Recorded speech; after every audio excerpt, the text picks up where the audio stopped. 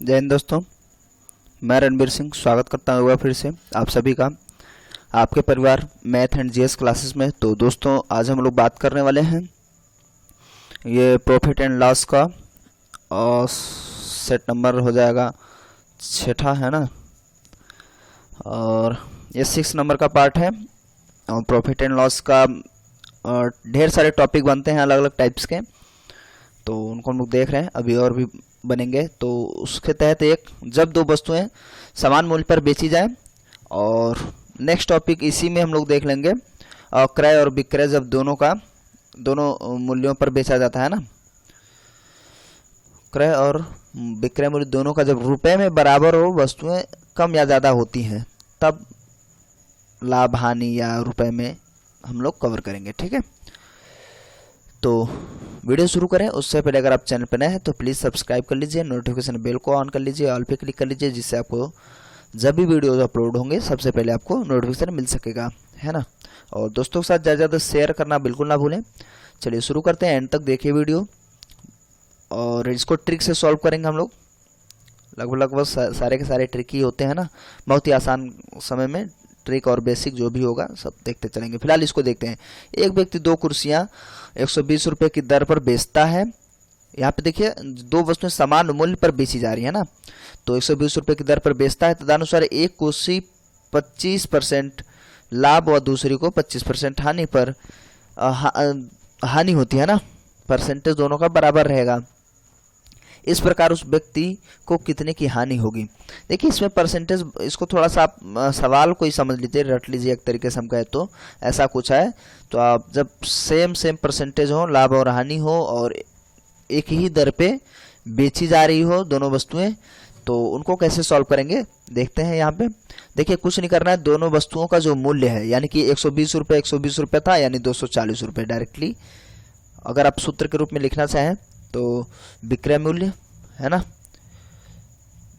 तो विक्रय मूल्य दोनों वस्तुओं का है ना, एक का देता है तो गुणे 2 कर लीजिए, और बटे 100 प्लस जो परसेंटेज होगा सेम होगा, वो स्क्वायर -1। ठीक है, ये आपको करना है हमेशा, थोड़ा सा इसको ध्यान रखिए।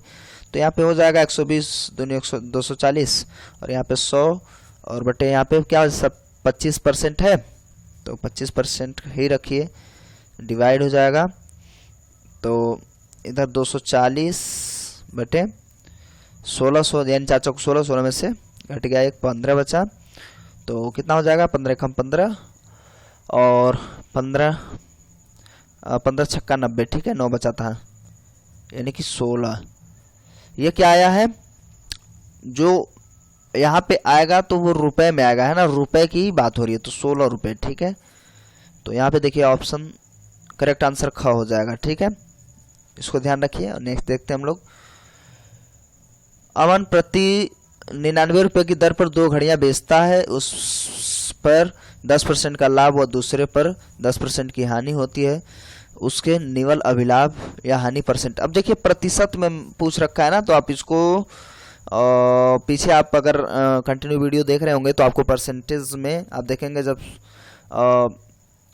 प्रतिशत परिवर्तन पूछ रहा था तो ऐसा पूछता था, तो उसमें जब वस्तुओं का मूल्य समान हुआ करता था तब ये देता था, तो ये स्टेटमेंट नहीं हुआ करता था, तो ये देता था। तो उस हिसाब से भी लगा लेंगे, प्रतिशत परिवर्तन से भी। तो क्या होता है, पहला परिवर्तन प्रतिशत अगर प्लस में है तो प्लस में, माइनस में है तो माइनस में, तो एक प्लस में है और दूसरा माइनस में है, और गुणे प्लस का परिवर्तन या माइनस जो भी है, सॉरी यहाँ पे प्लस माइनस रहेगा, ठीक है, यहाँ पे गुणे में रहेगा, और बटे 100 ये हुआ करता था।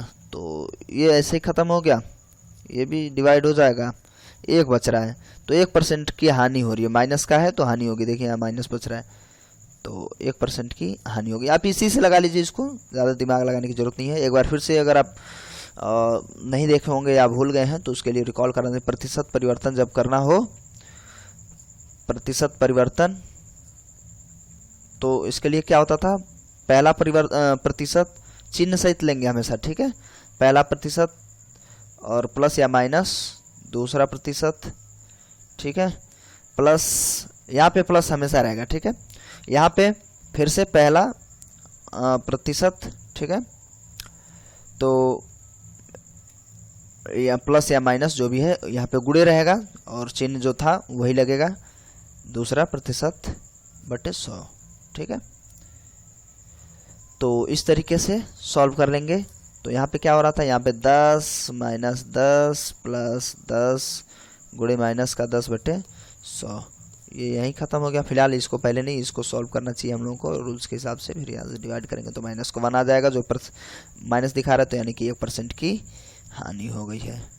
ठीक है, तो इस तरीके से बहुत ही आसान है, ट्रिक से सॉल्व कर लेंगे इसको। तो इसमें लाभ, सॉरी यहाँ पे लाभ ही टाइप हो गया दोनों जगह पे, तो एक हानि कर लीजिए, कोई प्रॉब्लम नहीं है।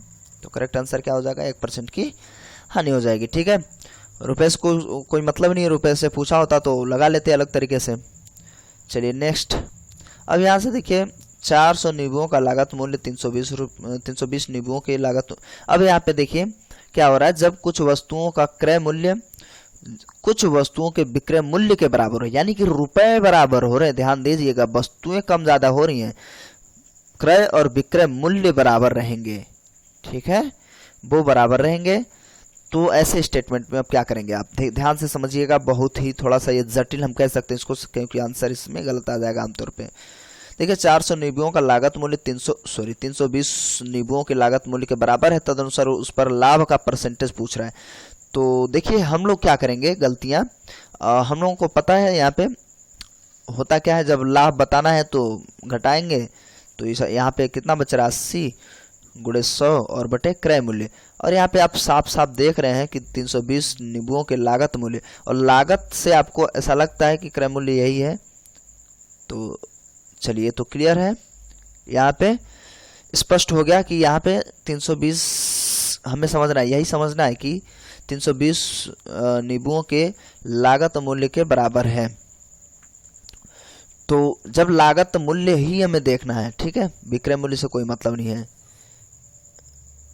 सॉरी यहाँ पे थोड़ी सी गड़बड़ हो गया है।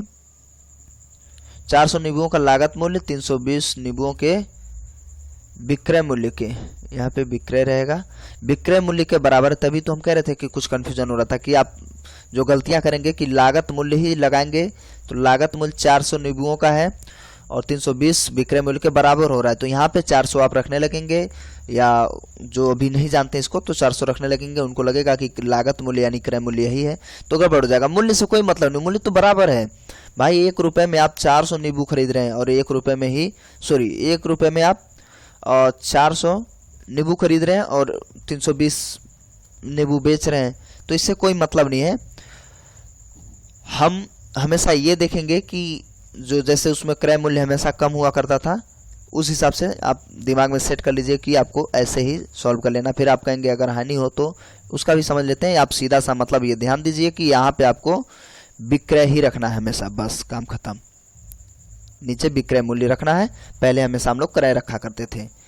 तो आई थिंक आप समझ गए होंगे। ये 25 हो जाएगा, 25% की क्या हो गई, और लाभ हो जाएगा। ठीक है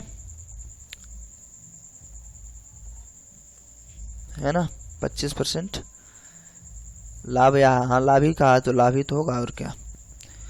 ठीक है, समझ पाए हैं, फिर से समझ लीजिए इसको। देखिए जैसे उसमें कह रहा था कि लागत मूल्य, इसमें आपको थोड़ा सा उल्टा करना होता है। हम लोग आमतौर पे जो प्रतिशत लाभ या हानि कुछ भी निकाल रहे होते हैं, तो अगर लाभ है तो लाभ निकालते हैं, लाभ गुणे 100 बटे क्रय मूल्य, हमेशा क्रय मूल्य। ठीक है, नीचे क्रय मूल्य रखा करते हैं, लेकिन यहाँ पे इसका उलट होगा, यहाँ पे आप नीचे विक्रय मूल्य रखेंगे, विक्रय मूल्य नहीं है, विक्रय वस्तु रखिए। ठीक है, तो ज्यादा समझ में आएगा। और यहाँ पे वस्तुओं का लाभ गुणे 100, इस तरीके से आप सॉल्व करेंगे तो गलती होने का 0% चांसेस है, बाकी में गलती हो जाएगी 100%। 15 सेबों का क्रय मूल्य, यहाँ पे देखिए फिर से क्रय मूल्य दे रहा है ना, तो क्रय मूल्य कोई मतलब नहीं है। 15 सेबों का क्रय मूल्य 25 सेबों के विक्रय के बराबर है, यानी विक्रय मूल्य के बराबर है, तो हानि प्रतिशत बताएं।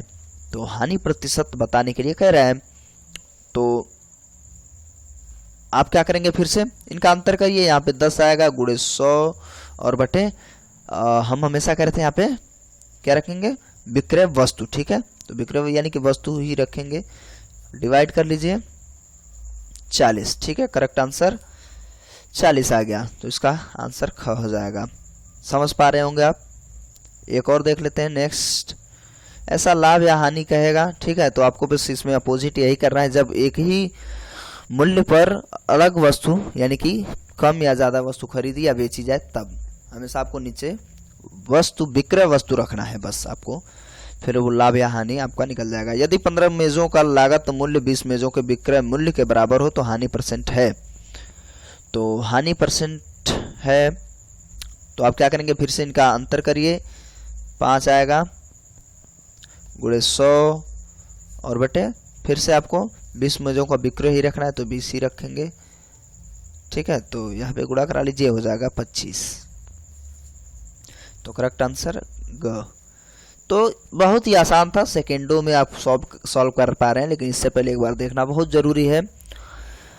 तो उम्मीद करते हैं आपको वीडियो समझ में आया होगा, नहीं आया है तो आप कमेंट कर सकते हैं, आया है तो आप उसके लिए कमेंट करिए।